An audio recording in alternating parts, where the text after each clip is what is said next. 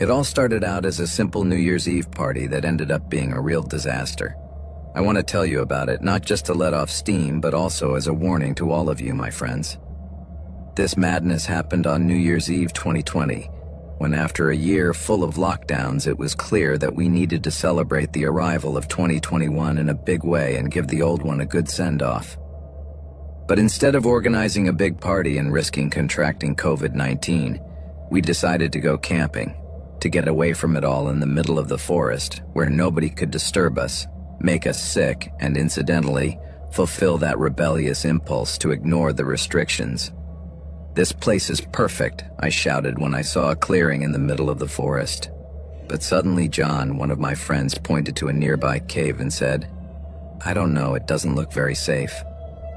Don't you think it's weird to sleep near a cave?" But I didn't pay much attention to him. "Don't worry, there are no dangerous animals around here," I replied. "Let's get our stuff together before it gets dark and we miss the chance to enjoy the fireworks." The truth is that I was really excited. And how could I not be? I hadn't seen my friends for months, and this was our first big reunion. However, the combination of the excitement and the state of my two companions, Rebecca and Tom, who already had a couple of beers too many and could hardly stand up, didn't fill me with confidence. Every time I thought about that and what might come out of that cave, I got a little worried, but at least John and I were in better shape. So we hurried to set up the tents and prepare the fireworks before darkness fell. After a couple of hours trying to put everything together without any help, since our other two friends were more busy on the ground than anything else, I was finally able to sit down by the fire. I tried to move away from the smoke that was in my face, while the fire crackled and crackled. I was so caught up in the moment that I lost track of time, and after a while I looked around and realized I was alone. My friends had disappeared, and although I had had several beers, I still hadn't realized where they had gone. "Hey, come here, Becca, look at Tom." John's voice in the distance brought me back to reality. It sounded like he was finally close, and that cheered me up. I felt I had to go after him. After all, we were in the middle of nowhere, and I didn't like the idea of being alone.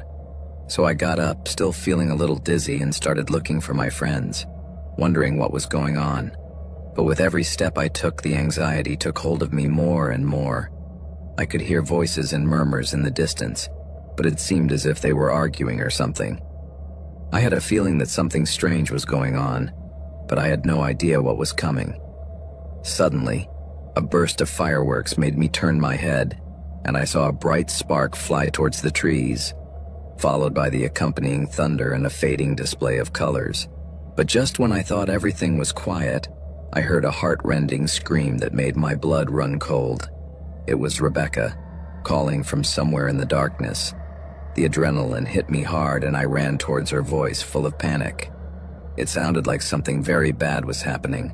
In an instant I saw her, but it seemed that all that beer I'd been drinking was finally taking its toll on her, because she was coming out of some bushes almost crawling, and she looked terrible.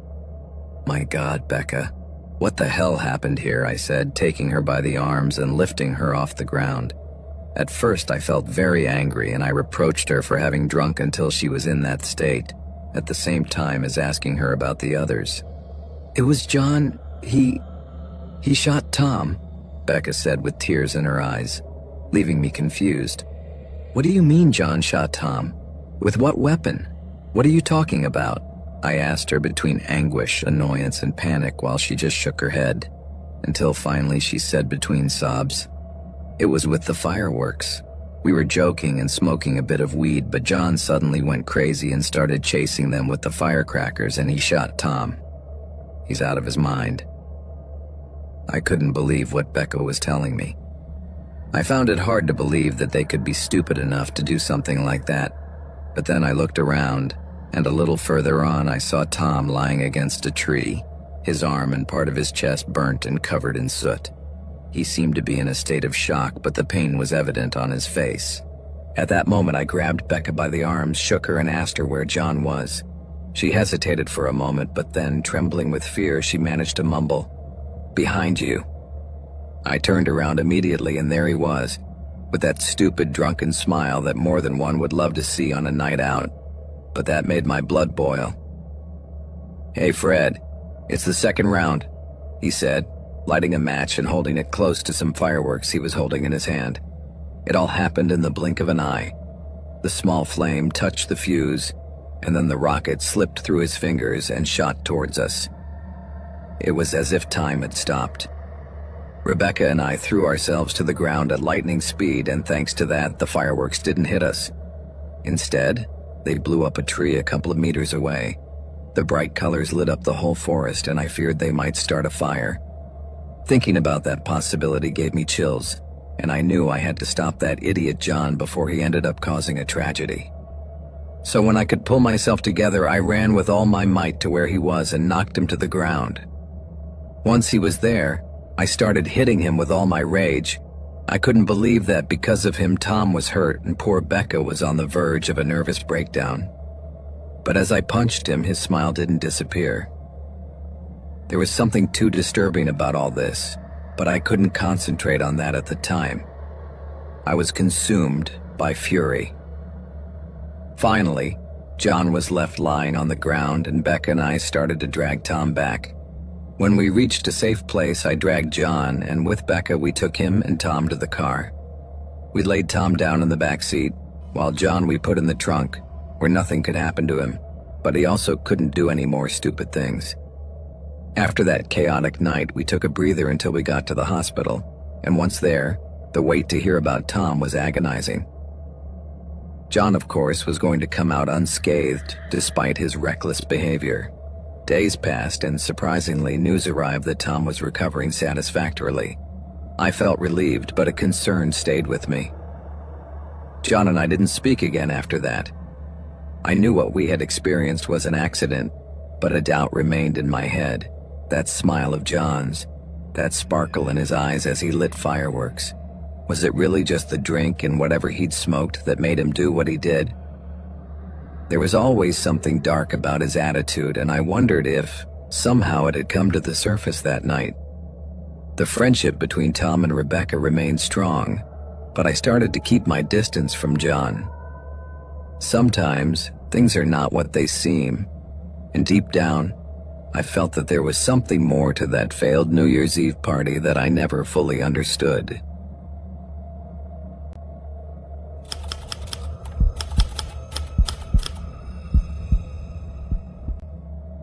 I've never had a close-knit family.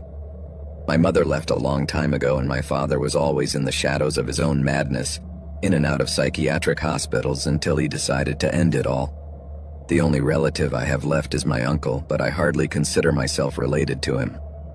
The guy has become an expert in the art of isolation since my father died. This, as I learned from one of Dad's cousins, is because he blames himself for his death. I didn't really know why, and they didn't give me any details either. The thing is that he built a log cabin and moved to the heart of the forest in Maine, and since then he lost all contact with his family and lived like a hermit. I only had a vague idea of where the cabin was located, but since I had no contact with my uncle, to me he was as dead as my parents. Besides, I also blamed him for my father's death, not because I really had a reason, but because directing my anger at someone else was a way of dealing with my grief, and it gave me some comfort in the midst of a miserable childhood. Despite everything, in the summer of 2016, I managed to put together a kind of life here in Los Angeles.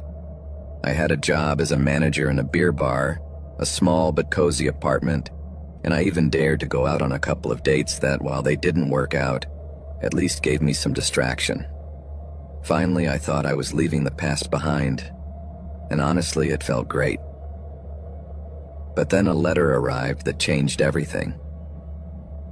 It was from a lawyer in Maine, and when I saw the postmark, I knew it was not good. The letter basically said that my uncle had died and that he had left me something in his will.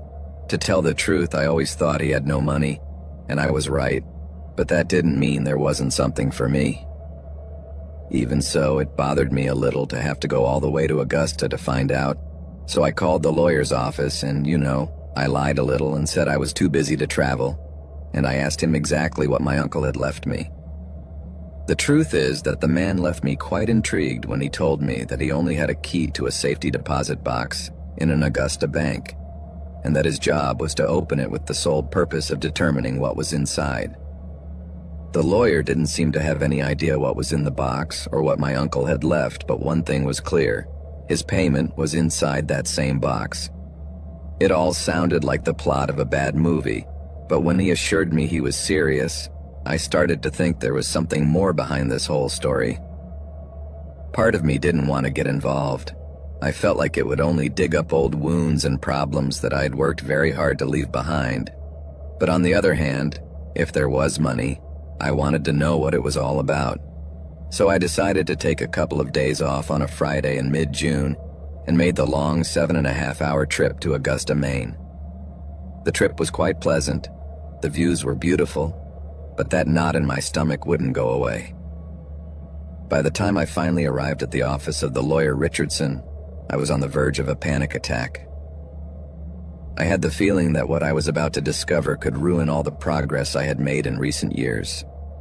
So imagine how bad I felt when, after meeting with the lawyer, we drove to the Bangor Savings Bank to open the mysterious box. When we arrived, the bank manager took us to the room where they kept the safety deposit boxes.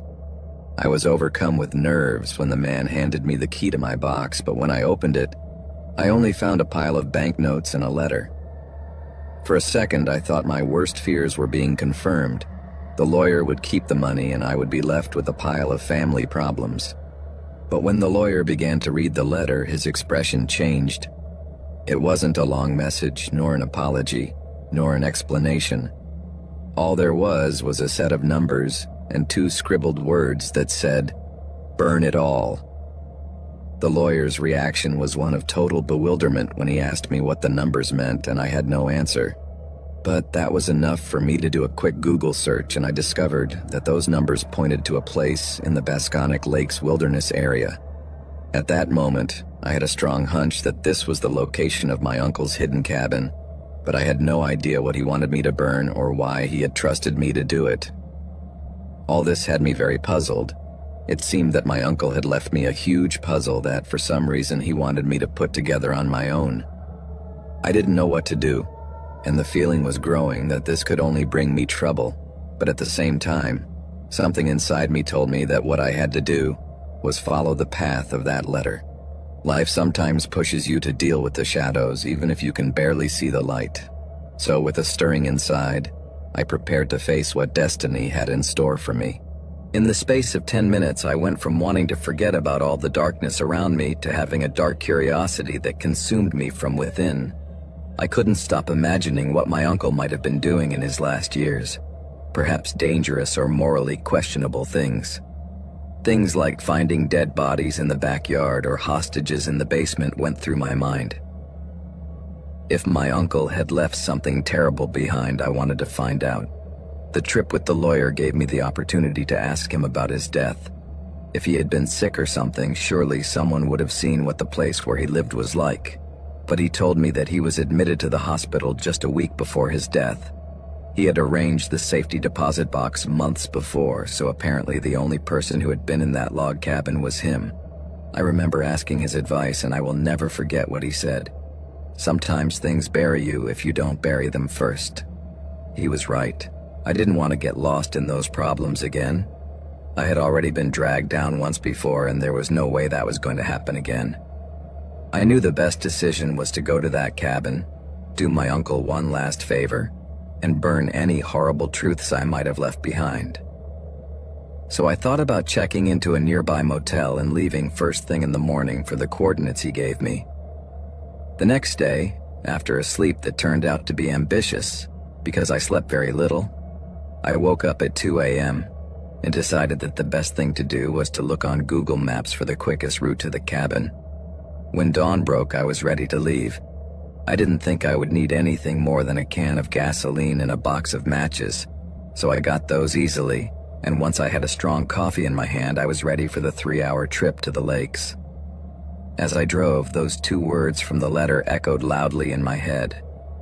I don't think I had ever been so obsessed by something. It was like that overwhelming feeling you get when you hold your breath until you feel like you're going to pass out. I had to find out how my uncle had been living all this time, and above all, what the hell he wanted me to burn. But at the same time, I knew that exploring the cabin could risk my mental health and possibly dig up ghosts I wanted to leave far in the past. I thought I could just set it on fire and leave. But deep down, I felt I needed to face the truth. Finally, I arrived at the area that I assumed was the cabin. I parked the car on an old road and headed northwest, following what I thought were the coordinates on the map. About half an hour into my walk, I noticed something very strange in the local flora and stopped when I saw a macabre mixture of something that looked like meat and at the same time a brain. At first I thought it was some kind of creature, but I soon realized it was like a kind of mushroom. I quickly took a photo and searched Google, and then I knew that it was indeed a mushroom called Gyromitra esculenta, commonly known as the brain mushroom. Although it can be very toxic, it is not uncommon to find it in the Northeast. But that wasn't the only strange thing I found, as the next variety of mushrooms I saw was even more creepy. There were mushrooms that looked like they had pieces of human tissue and droplets of a bright red color, like blood. Doing more Googling, I discovered that this liquid had anticoagulant properties, which meant that to the naked eye, it looked like blood. Every time I approached a tree, I noticed that there were 2 or 3 of these unpleasant little things around its base. And the further I walked towards the cabin, the more common these mushrooms became. I was beginning to feel that the whole forest was full of them. It was creepy. Luckily, I had a GPS app that told me where I was, and although at certain points I had no cell phone signal, it worked offline. Somehow all this gave me the creeps. It was obvious that something was very wrong in that place, and as I went deeper into the forest, I felt the atmosphere becoming heavier, more oppressive, as if something sinister lurked all over the place. My curiosity drove me to keep going, but I also felt that I was about to face something that could give me nightmares for years to come. So I kept going, one step after another, wondering what else I was going to find. As I progressed, I realized that I didn't need great things to find the cabin. It was enough to follow the trail of mushrooms. I must say that I smelled the cabin before I saw it, a horrible stench of rotten meat, but with something else as well. I almost vomited. I had to cover my mouth and nose to keep from doing so. As I got closer, I realized that the wood was completely covered with those weird mushrooms and other kinds that seemed to come out of the corners, as if wanting to hug the ground. By this time it was midday, a hot summer's day that kept all the humidity trapped as if I were inside a jar. With about 2 gallons of gasoline in my backpack, it wasn't easy to make it all the way there, and now that I was there, I just wanted to get it over with and get back to my car. But as I took the can of fuel out of my backpack, I realized something. What if that stench was the result of some kind of flammable gas? Maybe that was what my uncle wanted me to burn. I just had to throw a match and hope for the best. But if there really were dangerous gases in there, throwing a spark could blow everything up, including me. The horrible smell of rot was a mystery, and as I looked at the cabin, I promised myself I wouldn't meddle with it anymore. But come on, what harm could a little peek do? The trip was already strange and depressing enough after seeing how a lonely old man had lived like that, and what scared and intrigued me at the same time was that I didn't know what I might find when I opened that door. But finally I plucked up my courage and did it, but what I saw left me frozen. When I finally opened the door, I was confronted by a horrible sight. The cabin was even more full of mold on the inside. The air was so thick that it felt like I was in a sauna, and the first thing I saw when I tried to cover myself with my t-shirt was a giant pot on the stove. My uncle had been dead for a week at that point, but before he died, he had filled that pot with something I didn't even want to think about. In one corner, I saw a pile of rubber tubes that looked like snakes, all pumping out a kind of thick vapor that was definitely the source of the stench. It was crazy. The place looked like a mad laboratory or a drug factory. There were old moldy books lying on the floor and a blackboard covered with scribbles that I didn't understand. I tried to concentrate, but I felt dizzy, and finally, unable to bear it any longer, I took a step back and started to vomit. The air was filled with an unbearable stench that made me doubt my own sanity.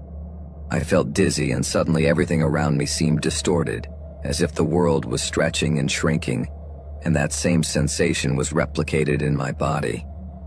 Then I knew that what I was inhaling was a powerful drug, so I needed to act fast. To stop myself throwing up, I wrapped my t-shirt around my face like a makeshift mask, and then I started to spray the contents of the gasoline can along the outside wall. Once I was sure that everything was soaked, I took out a match and lit it. The fire began to devour the wood with impressive speed. I'm not even sure if it was the damp or the fungus, but the noises that came out of there were strange. It sounded like the fungus was screaming or something, or it was the toxic effect itself that was distorting my perception. But I swear that thing seemed alive. I couldn't believe what I was doing, but I felt relieved to see that place consumed. Standing there, I wondered if that was what had caused my uncle's death, or if it was somehow also related to my father's death. Either way, he was ashes now. When I finally returned home, my mind would not give me peace. It was just as dark as when I left. Only now I had even more unanswered questions. I couldn't stop thinking about all the horror I had left behind, but at the same time, I felt I had done the right thing by burning that cabin to the ground. I didn't want anyone else to stumble upon the darkness there. Days passed, and for a while I wondered if I could have started a forest fire with everything I had thrown away. But strangely, I didn't hear anything on the news. And that made me think that maybe my uncle also had secrets that I didn't even know about, but I decided not to obsess about it anymore. After all, I had managed to build a life for myself. I even had a girlfriend with whom I was talking about marriage and family. I'd be damned if I made her carry the skeletons behind the door of my family. That day I decided to leave all that behind and never ask myself any more questions about it. It was the best thing to do and the only way to find peace, leaving the dark secrets where they belong, buried in the past.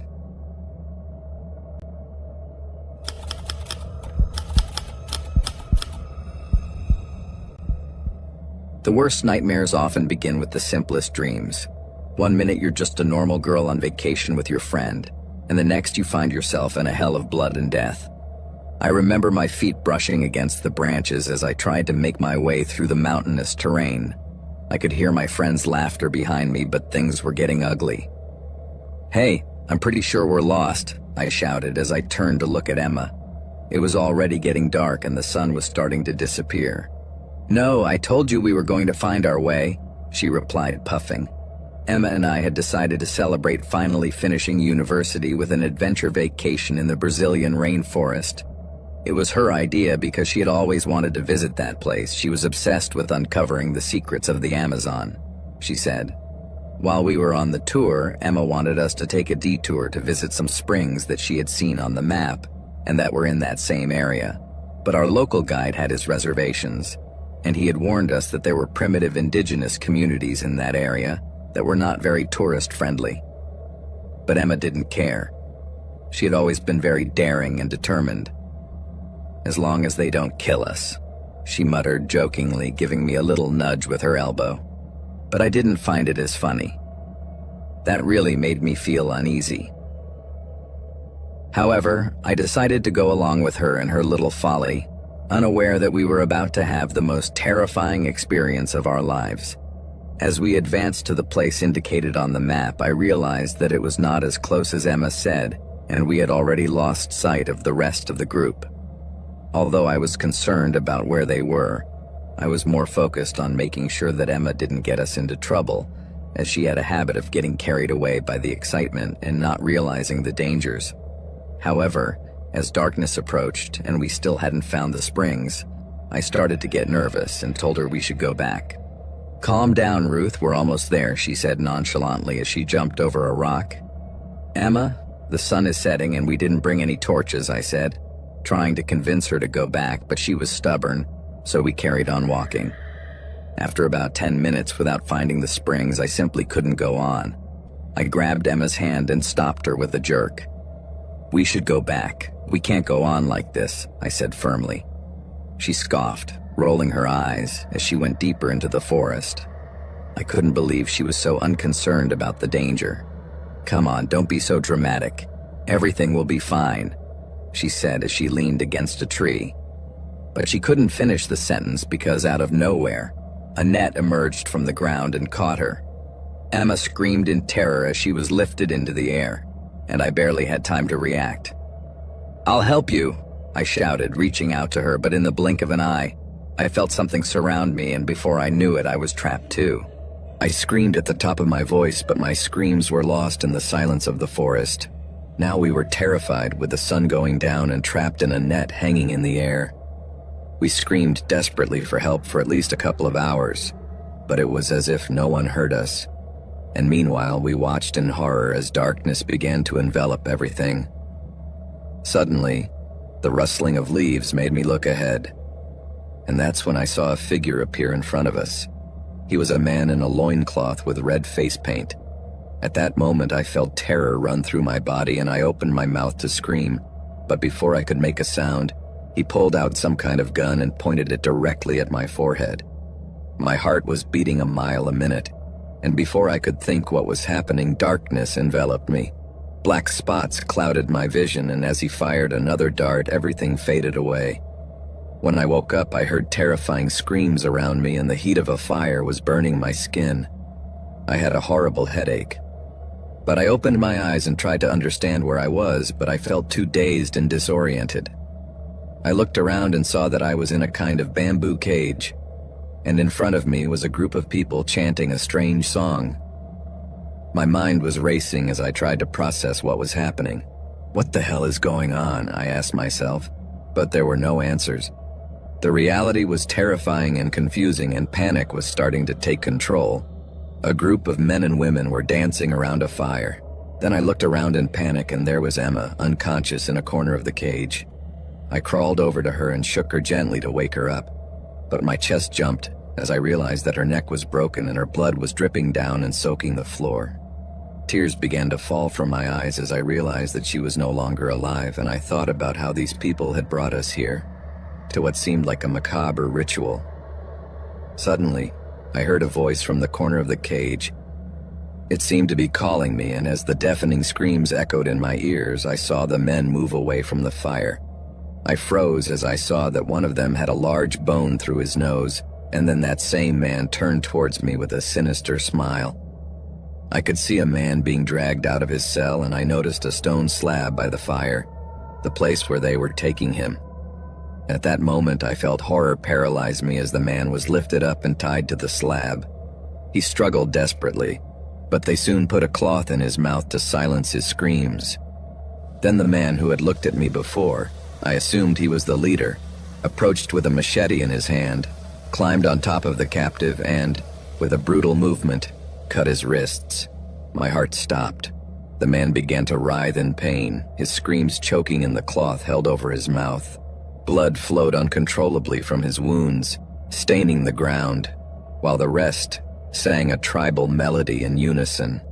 Men beat drums in the corner, filling the air with a chilling rhythm, while the women cheered and celebrated. Then the leader raised his machete once more, and with one swift movement he brought it down on the poor guy's neck without mercy. The man shouted some words in a language I didn't recognize, but which I later learned meant something like "sacrifice to the gods," as he lifted the severed head of the man and threw it into the fire. Completely stunned, I watched as the head was devoured by the flames, while these people muttered words in their language. Then their eyes fixed on me.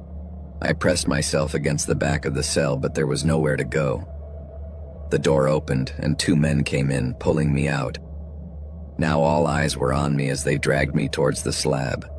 I struggled with all my might, screaming and trying desperately to get free. Tears streamed down my cheeks like a waterfall, but they were too strong. They tied me to the slab and started to put a dirty cloth in my mouth, which tasted of blood. But just then I heard the sound of a shot, followed by a lot of footsteps approaching. Suddenly they all started looking at each other and murmuring alarmed things. Obviously, I didn't understand anything they were saying, but they looked scared. Then another shot was heard, and then they all started running, and in an instant they had disappeared into the forest. A few moments later, a group of at least 10 uniformed men approached where I was, and I was glad to see our guide in front of them. He untied me and immediately asked me about Emma. My heart sank as I pointed to the place where her lifeless body lay. Seeing her, the guide looked down and shook his head. "I'm sorry. We couldn't find them in time." The men took me back to the camp where we cremated Emma's body the following day before returning to our country and giving her ashes to her family. That experience changed my life forever and is by far the most terrifying thing that has ever happened to me.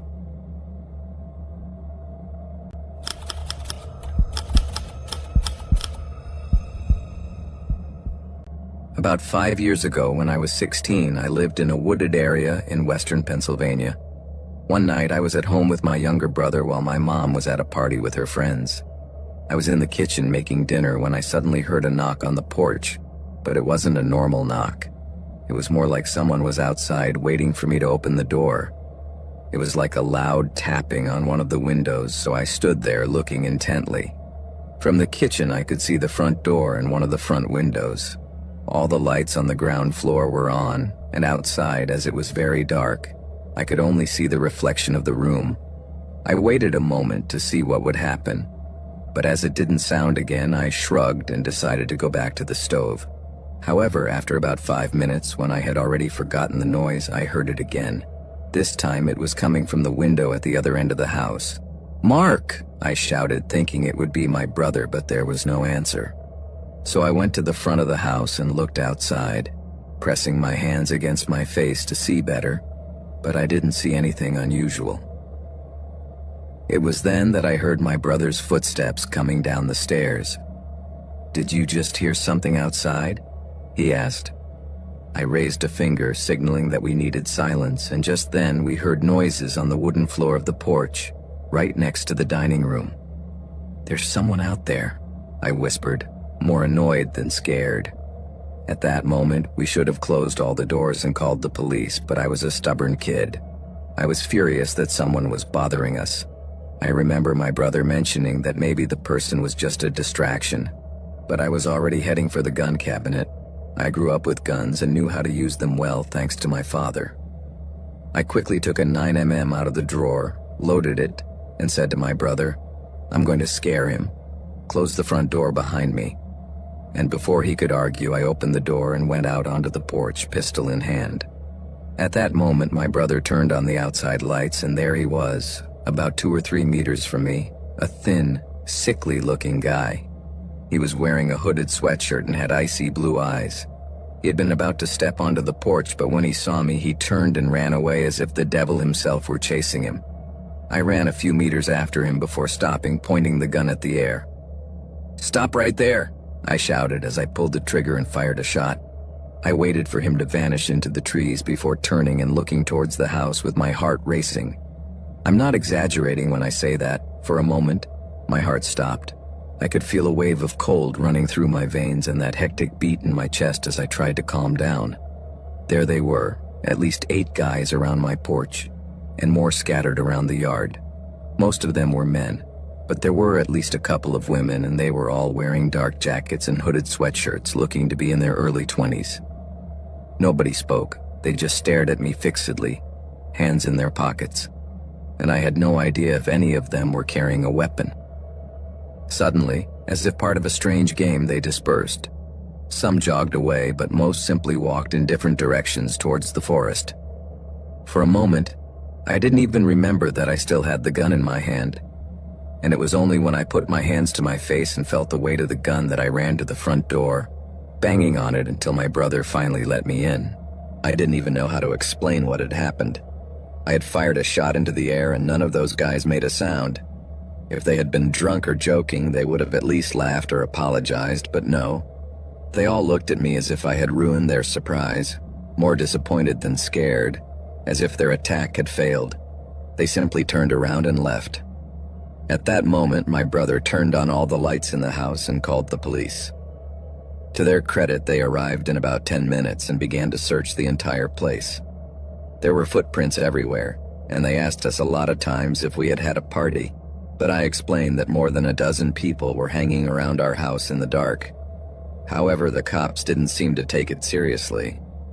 They asked if we had been threatened, and I had to admit that they hadn't been in any obvious way. The police confiscated the gun after I confessed that I had fired it, but in the end they gave it back to me. I still don't know what those guys were doing outside our house that night. My brother thinks they might have been part of a cult or something like that, maybe ready to do a ritual, and they thought of us as possible human sacrifices. I thought they wanted to break in, but when they saw the gun, they just ran away. What I really don't understand is the silence. None of them made a sound as they looked at me, and as if they'd received a signal in unison, they dispersed instantly. I've read that, in those supposed UFO sightings, people are mesmerized by lights in the sky and then suddenly wake up in strange places with no idea what happened. I don't know, but that's how I felt, as if they were all under some kind of trance. That group has never returned since that night, and I haven't been able to recognize any of them in the city. After that, we had to get a dog, just in case.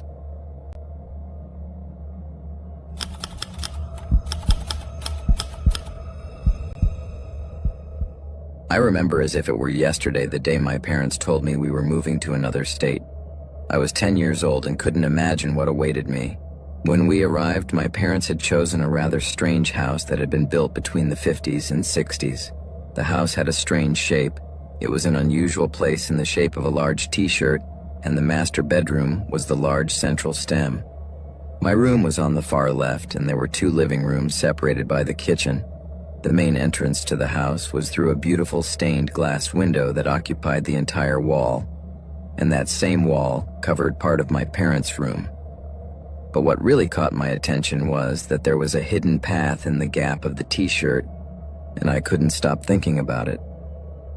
It was, without a doubt, a strange house. Oh, there was also a basement that had everything.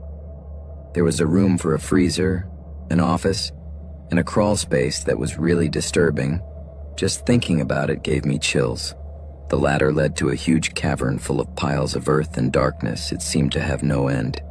And in the backyard there was a giant concrete slab, as if someone had decided to improvise and cover what was once a swimming pool. I was 10 years old, but I wasn't stupid.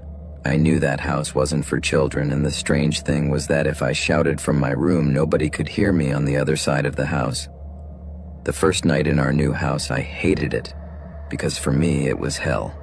I felt alone and scared, and I couldn't understand why my parents had chosen that house that seemed to have been designed to make me feel uncomfortable. The window in my room would bang in the wind, and the shadows on the wall made me feel like I was in a horror movie. So I curled up in my little bed trying to get used to the strange noises and shadows, thinking that I was in a corner of the house where it was so cold that I couldn't take it anymore, and I ended up running back to my parents' room. That night I slept in their bed.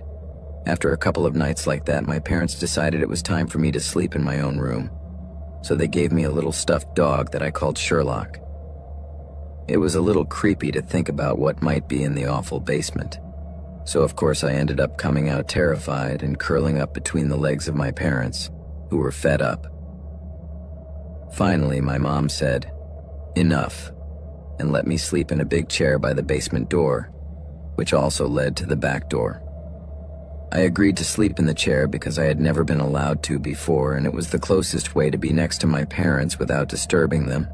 So I piled up a bunch of blankets and settled into the chair. To my surprise, Sherlock and I quickly fell asleep. However, at midnight, I was woken by the sound of footsteps coming up the basement stairs, and suddenly the door opened. I screamed so loudly that my dad came flying out of his room and closed the basement door. Then he looked at me reproachfully. "Why did you open that door? You're trying to scare yourself," he said. "I didn't open it. It opened by itself," I replied. At that moment, my mom came out to try to calm me down, but it didn't seem to help much. After several nights of those noises, she finally got rid of the blankets and took me to her room, where we fell asleep after a few stories. However, I was woken up again by the sound of more footsteps, but this time on the carpet. I remained completely still, waiting for the noise to stop, but then I heard whispers. I elbowed my mom, but she just turned around, so I tried to wake up my dad. "Dad!"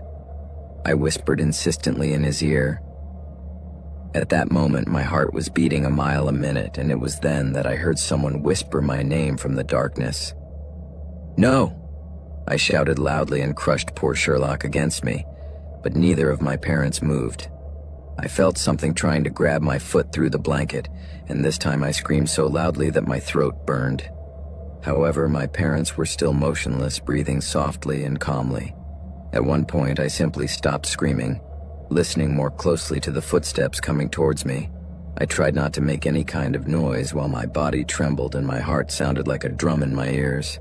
I shook my mother as hard as I could, but she looked completely fainted. A macabre laugh began to resonate and came from the door next to the bathroom, which began to open slowly. The numbers on the clock on the bedside table began to glow and suddenly began to count backwards. I gasped as I watched them count backwards, slowly at first and then faster, almost as if they were flickering. At that moment, I looked towards the corner and saw two sunken, cold eyes looking at me. I couldn't see anything else, but I knew it was there. Without thinking, I jumped over my dad and ran to the other side of the bed, but the door was locked. My parents did it to make me feel safer. So now there was no way out. I was completely trapped and terrified. Suddenly, a knock on the door made me panic, and in an act of desperation, I grabbed a heavy object. It was a box or a book that was on my dad's bedside table, and I threw it at the window with all my strength, but it bounced back, making a loud noise. The sound gave me a moment's relief, but it was short-lived because then something grabbed my feet and dragged me under the bed. I remember struggling and moving around, trying to free myself from that thing, hitting it repeatedly, but it was a kind of soft, gelatinous mass that kept trying to catch me. Suddenly, I felt a sharp pain and heard a snorting sound, as if something were choking. It was like having a giant spider tangled up in my legs. Finally, I managed to connect with an object hard enough and threw it at the window, managing to break it all at once. I broke free from the grip of that thing as best I could and slipped away towards the front door. I ran out into the street as fast as my legs would take me, feeling the cold air piercing my skin and reaching my very bones. I ran for what seemed like an eternity, making sure that whatever it was wasn't behind me. After that, the memory becomes blurred. My parents later found me curled up on a bench at primary school about 8 minutes from home. My hair was full of shards of glass, and I had a black eye, a broken arm, and cuts all over my body. We moved out of that house as quickly as possible, sleeping in a hotel until everything was packed. The police thought I might have fought with someone who broke the stained glass window to attack my parents. They didn't give me any more explanations. When I started therapy, the counselor told me that, at that moment, due to the stress of the move, I could have taken my tension out on something concrete, and the stained glass window was the easiest thing to destroy, especially because my mom loved it. The injuries I suffered were probably self-inflicted as I ran, almost as if I were sleepwalking, wandering the streets until I reached the school. But when I asked my mom about that night, she told me she was also shocked because the basement door was locked and only my dad had the key, which was on his nightstand. He made sure to lock it because he was afraid I would explore and make a mess. He still has no idea how that door was opened. Nowadays, I still have nightmares about that dark-eyed creature grabbing my ankles and dragging me under the king-size bed. I can't understand how my parents didn't wake up to all that screaming. My therapist says I must have only dreamed it, but I didn't dream the glass breaking. Surely they would have heard it.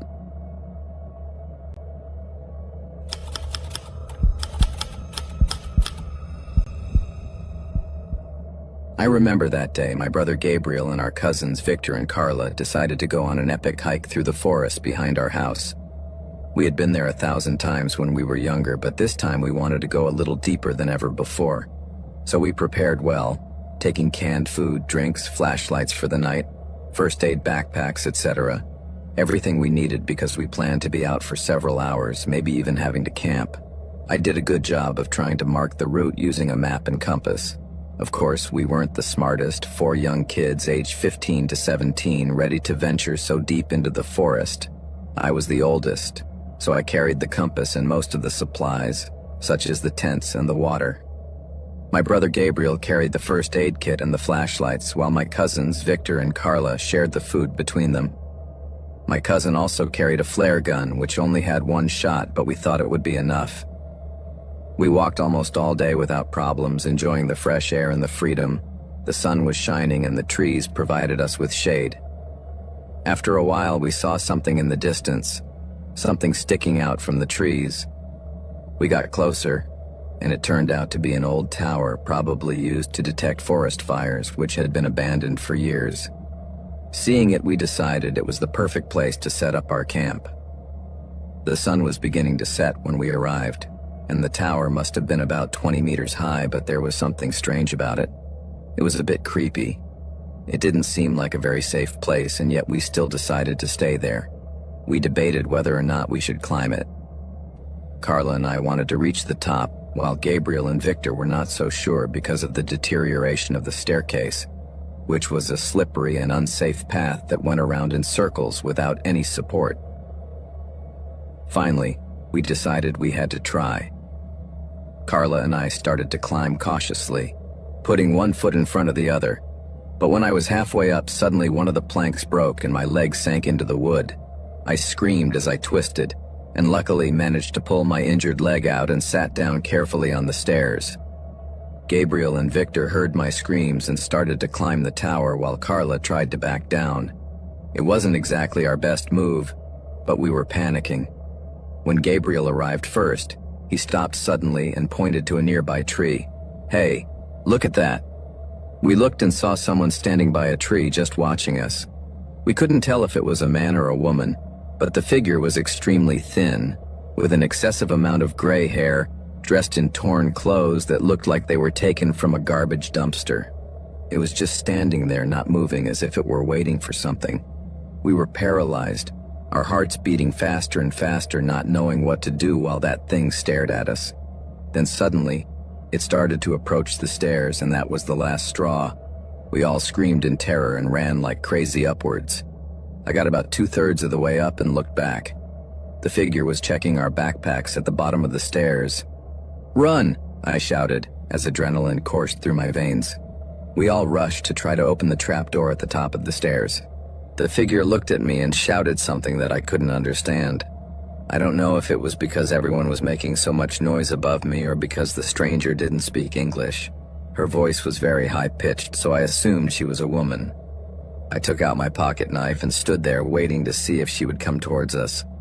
But she didn't. She just stood at the bottom of the stairs, eating our food and filling her backpack with most of our things. It was as if she were looting our belongings, not caring that we were upstairs watching her. In a matter of moments, darkness had completely fallen, and whatever she was still there, at the bottom of the stairs, and we had no idea what to do, and going up to the platform was a definite no-no, and we couldn't see well enough to know if it was safe to go down. I imagine some might think we were cowards to stay there, that I should stop hesitating and just face her. But even it crossed my mind, and I didn't do it because I knew the situation was dangerous.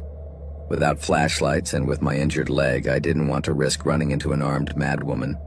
She could have a knife or something worse. Of course, the flare gun would be useless to us at that moment, the night being eternal. Finally, as the first light of dawn filtered through the trees, feeling stiff and full of fear, hungry and with a sore foot, Gabriel, Victor, and Carla had also spent a sleepless night, trying to be as quiet as possible. To our great relief, the figure had disappeared. We were slow and cautious as we descended the stairs, gathering what little we had left. And although I was limping, my brother and cousins helped me back home. Those were the longest 12 hours of my life.